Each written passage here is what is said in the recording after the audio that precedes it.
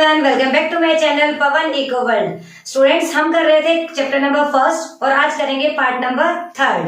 देखिए बेटा, स्टार्ट करते हैं। Farming in Palampur. हमने पालमपुर की स्टोरी, पालमपुर के जो ऑर्गेनाइजेशन थे, फैक्टर्स थे प्रोडक्शन के, वो कर लिए थे।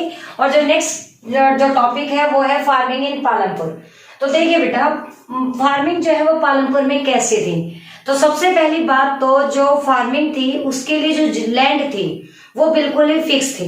मतलब लैंड जो है वो फिक्स थी पालमपुर के अंदर। इससे ज्यादा कल्टीवेटेड एरिया नहीं बढ़ाया जा सकता था।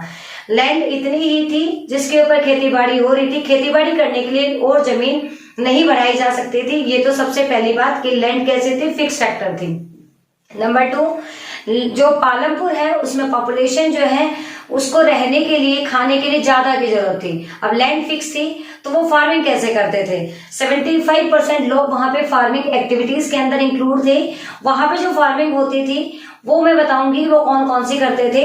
तो बेसिकली उन्होंने फार्मिंग को एनहांस करने के लिए, फार्मिंग को बढ़ाने के लिए, प्रोडक्टिविटी को इंक्रीज करने के लिए कई तरीके यूज किए, जिनमें सबसे मेन जो था वो था green revolution.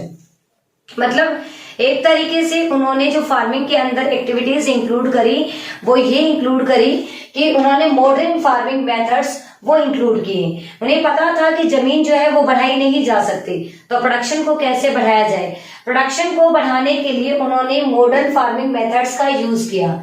Modern farming methods के अंदर सबसे पहले फार्म मशीनरी जो कि पहले एनिमल्स से होती थी या फिर इंसान खुद से करते थे, अब उन्होंने फार्मिंग के अंदर मशीनरी जैसे कि ट्रैक्टर, हार्वेस्टर, इनका यूज करना स्टार्ट कर दिया।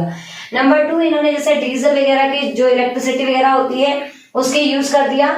उसके बाद में HYV, हाई यील्डिंग वैरायटी के सीड्स, जो कि प्रोडक्टिविटी बहुत ज्यादा देते हैं।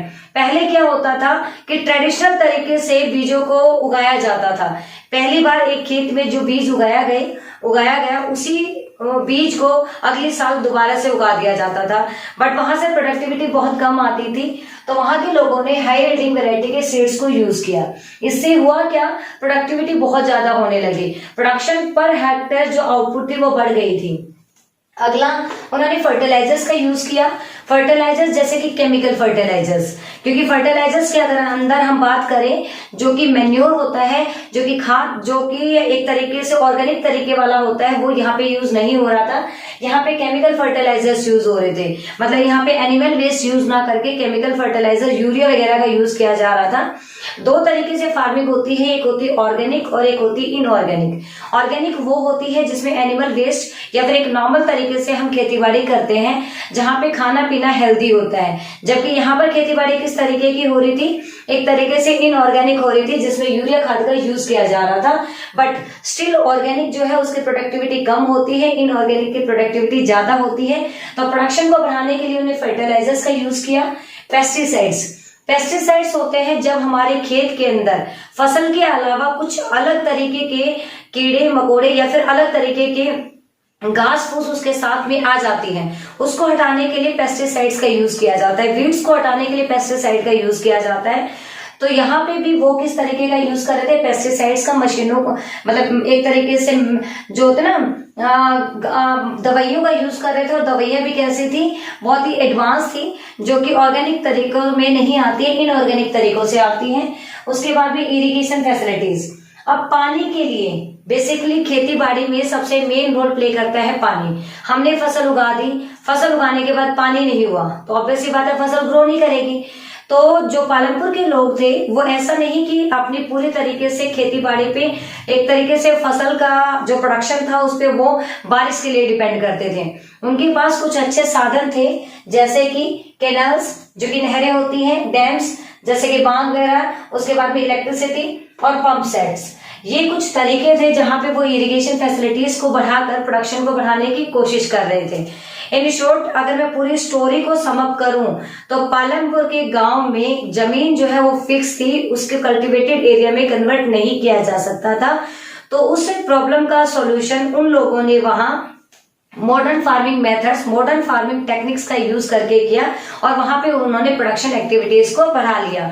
अब उसी तरीके से मॉडर्न फार्मिंग जो मेथड्स थे उसमें ये सारे उसके एक्टिविटीज मेथड्स थे।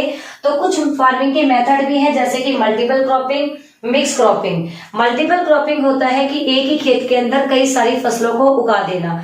मतलब मल्टीपल क्रॉपिंग का मतलब यहाँ पे बहुत सारी फसलें होती है, और मिक्स क्रॉपिंग का मतलब होता है एक साथ। अब देखें, मल्टीपल का मतलब था एक साल एक खेत के अंदर एक उगाई, अगले साल दूसरी, फिर तीसरी, ऐसे करके बदल बदल के। उसके बाद में मिक्स का मतलब होता है एक साथ ही सारियों को उगा देना। लाइक हमने जैसे हमने कोई खेत के अंदर बाजरा उगा दिया, बाजरे के साथ साथ में कहीं पे हमने किसी और तरीके की साग सब्जी उसके साथ उगा दी, ये होती है मिक्स क्रॉपिंग। और मल्टीपल का मतलब था कि एक साल उन्होंने खरीफ की तो अगले साल रबी की, ऐसे कर करके उन्होंने बहुत तरीके की फसलों को उगाना स्टार्ट कर दिया। इन शॉर्ट उन्होंने मॉडर्न मेथड्स को अडॉप्ट किया, जिससे प्रोडक्टिविटी को उन्होंने बढ़ा लिया। अब हमारे जो दो कंसेप्ट थे, एक तो इंट्रोडक्शन जो कि प्रोडक्शन का था आपका, नंबर 2 जो कि फार्मिंग मेथड्स थे, और मिलते हैं हमारे जो थर्ड कंसेप्ट है इसी चैप्टर का, non farming activities in Palampur. तब तक के लिए बाय बाय।